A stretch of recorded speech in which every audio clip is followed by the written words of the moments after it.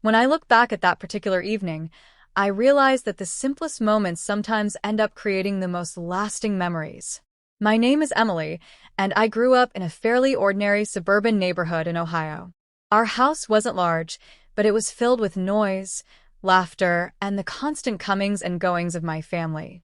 My younger brother, Jacob, was 3 years younger than me, and for most of our childhood, he had been the kind of kid who followed me around like a shadow.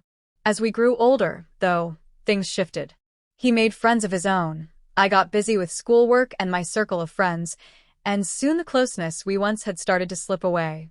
That evening, though, something happened that brought us back to a kind of bond we hadn't felt in a long time.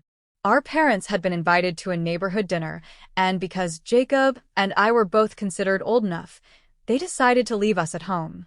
Mom left behind a casserole and instructions. Dad reminded us to lock the doors, and then they were gone. It was just me and Jacob in the quiet of our house. At first, I thought I'd spend the evening in my room reading. I had been absorbed in a new novel and craved some uninterrupted time. But as I passed by the living room, I saw Jacob sitting there looking bored, tossing a baseball up and down as though the walls themselves were closing in on him. Something about his expression gave me pause. I knew what it felt like to be left out, to feel like everyone else had better things to do. And for once, I decided to step away from my own plans and just spend time with him. "Hey, Jacob," I said, leaning against the doorframe. "Want to do something?" He looked up at me like I'd just spoken in another language. "Like what?"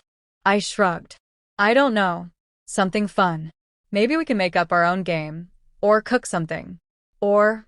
And then the idea hit me. What if we build a fort? His eyes lit up in an instant. It was the kind of excitement only kids usually feel, but that night it caught both of us. He sat up straight, his boredom melting away. "Like the blanket forts we used to make?" "Exactly," I said, already picturing it. "Only this time we're older, so we can make it even better. A real fortress."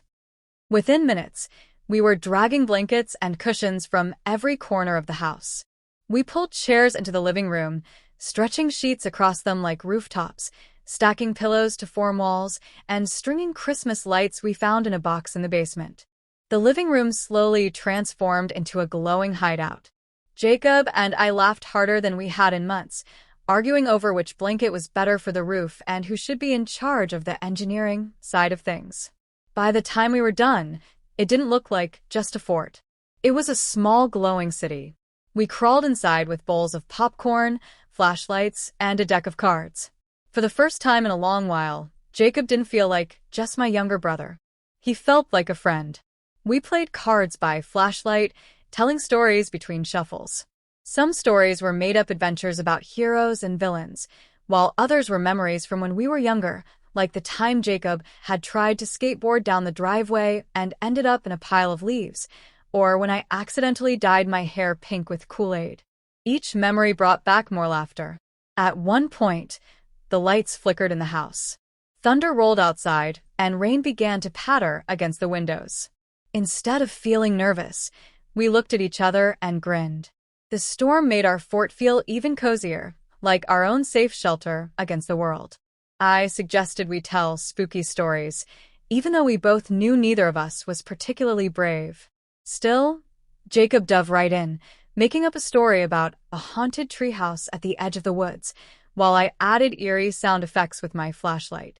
Somewhere between laughter and shivers, I realized how much I had missed moments like this.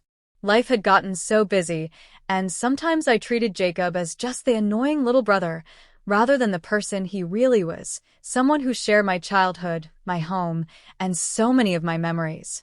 After a while, we decided to cook something together. The casserole Mom left us was in the fridge, but Jacob wanted to make something from scratch. We raided the kitchen, pulling out pancake mix, chocolate chips, and anything else we could find. Soon, the kitchen was a mess of flour and batter, but our pancakes came out golden and sweet. We brought them back into the fort, stacking them on plates and eating them with sticky fingers. As the storm outside grew louder, the fort became our world. Jacob told me about his soccer games, how he sometimes felt nervous being the youngest on his team, and how he wished he could be braver when it came to trying new things. I listened, really listened, and realized that for all the times I thought he was just a kid, he had thoughts and worries just like me. I shared my own struggles with him, how school was overwhelming, how sometimes I felt like I didn't fit in with my friends, and how I was scared of the future. To my surprise, Jacob didn't laugh or dismiss my feelings. He nodded thoughtfully, giving me advice in his own simple way. Hours passed, and the storm outside finally began to fade. The living room was a soft glow of Christmas lights and laughter. We curled up inside the fort, not because we were tired, but because it felt safe. For the first time in years, I felt like Jacob and I had bridged the distance that had grown between us. When our parents returned, they stood in the doorway, staring in disbelief at the blanket kingdom we had built. Mom laughed, Dad shook his head, but both of them smiled in a way that showed they were glad to see us together.